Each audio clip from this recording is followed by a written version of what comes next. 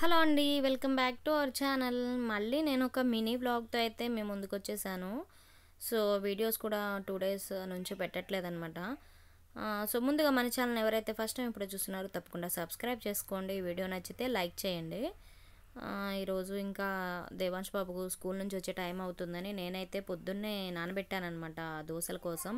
మినపప్పు నానబెట్టాను. దోసలు, రైస్ కలిపి మినపప్పు కలిపి దోసలైతే చేద్దామని నానబెట్టేసి ఇప్పుడైతే క్లీన్ చేసి ఇక మిక్సీ పట్టేద్దామని క్లీన్ చేసి పెట్టుకుంటున్నాను. సో, పండగ అంతా అయిపోయింది. ఇంటికి వచ్చేసాము. బ్యాక్ టు హోమ్ వచ్చేసాం అనమాట. ఇంకా స్కూల్స్ స్టార్ట్ అయినాయి. పిల్లలు ఇంకా వెళ్ళిపోతున్నారు. కొంచెం లేజీగానే స్టార్ట్ అయింది స్కూల్కి వెళ్ళడం దేవాంశ్ అయితే. ఇంకా స్టార్ట్ అయిన 3 డేస్ తర్వాత వెళ్ళిండు ఇంకా వాడు కూడా. సో, ఇక్కడైతే నేను పిండి అయితే మినప్పప్పు మెత్తగా పట్టేశానమాట. మిక్సీ పట్టేశాను.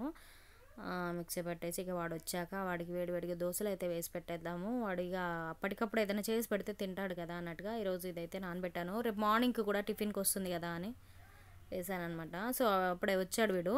వాడు వచ్చేసాక చూస్తున్నాడు ఇంకా యూనిఫామ్ కూడా తీయకుండా.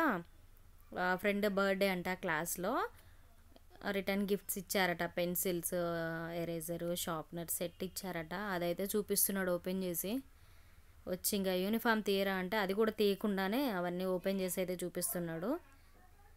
సో, ఇక వాడు ఇక మాట వినట్లే. ఇక తిన్నాకే తీస్తాడేమో యూనిఫామ్ కూడా. సో, వాడికి ఇక దోశలు అయితే వేడివేడిగా వేసి పెట్టేస్తే తినేస్తాడు. తినేసాక ఇంకా నేను వాడి చేయించేసేసి వాడికి కొద్దిసేపు ఆడుకున్న తర్వాత హోంవర్క్స్ అవి కంప్లీట్ చేస్తాడనమాట.